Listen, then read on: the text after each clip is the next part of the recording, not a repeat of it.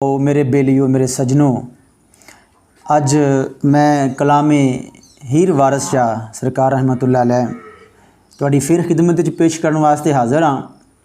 तो अज बड़ा कमाल दा कलाम सईती ते जोगी दा लड़ाई झगड़ा चलदा पिया है ते उहदे विच सईती हथ बन के ते रांझे जोगी दे अगे की अर्ज़ कर दिए। बाबा जी सैयद वारिस शाह लजपाल रहमतुल्लाह अलैह मंदर कशी पेश करते हैं। आप फरमाते ने सुभान अल्लाह।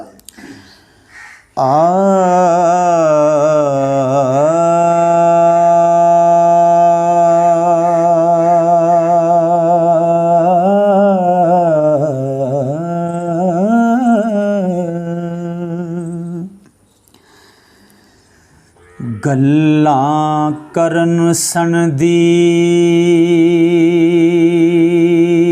नहीं जाकाई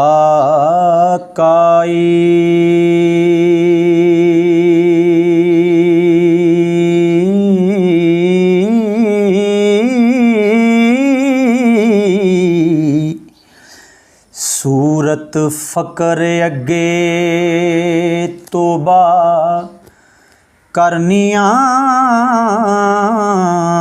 मैं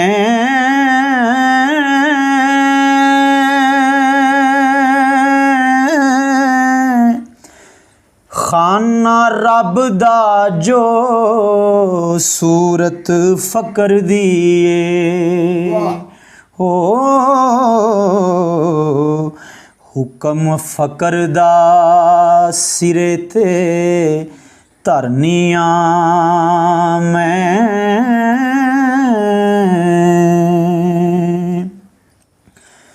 सौन बैन आराम हराम होया दुख बाज मराद दे जरनिया में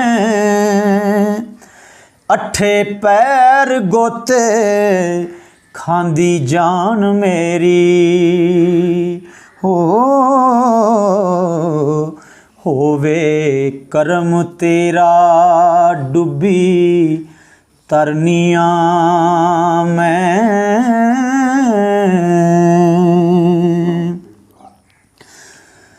आतश हिजर बलोच दी जिगर लुठा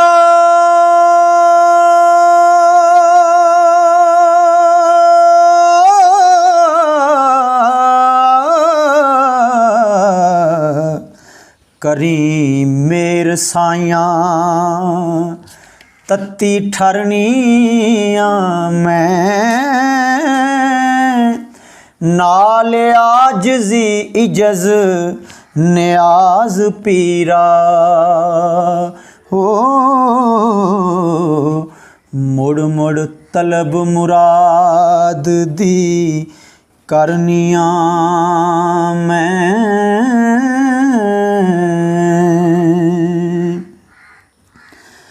अगे फ़कर दे रवा मैं हथ बद्दी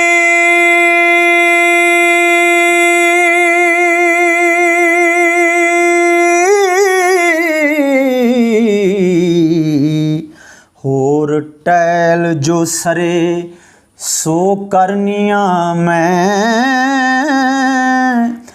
जान माल सारा वारिस शाह वांगर हो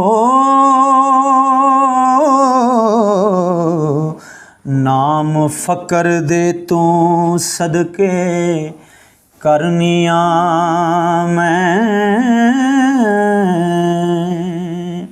सईती फ़कीर दे अगे हथ बन के खलो गई है तो उन्होंने आंदी है कि वारिस शाह वांगर अपना जान अपना माल सारा मैं कुर्बान करनी हाँ।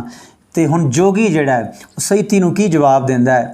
हुजूर फरमांदे ने जोगी आंदा है रख सईतीए अपनी जमा खातर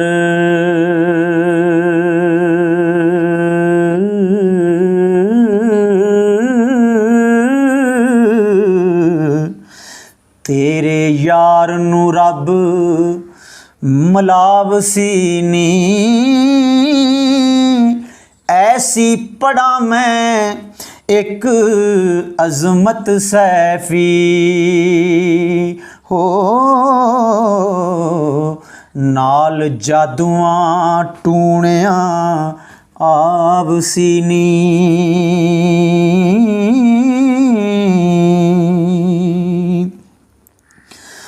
साडी आजिज़ी जज़ मंजूर करसी,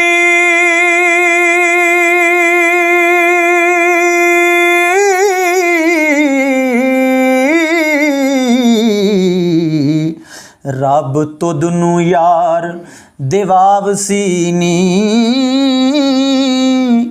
तकवा एक दा रख लै सैतिए नी हो, रब चा सबब बनावसी नी।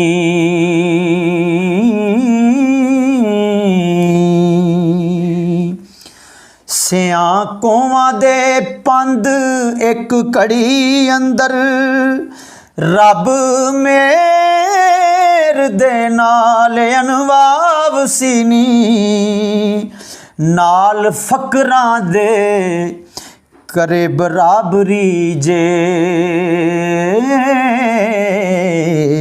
हथों हथ बदला वेखो पावसी नी।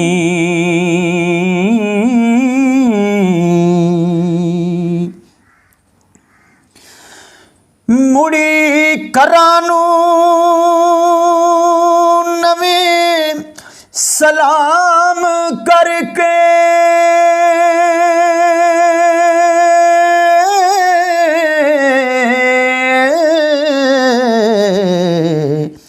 गल हीर नू जा सुनावसी नी,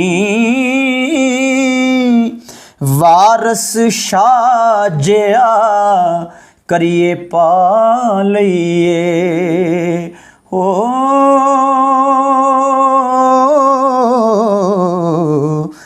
पेश अज़ल दा लिखिया आवसी नी।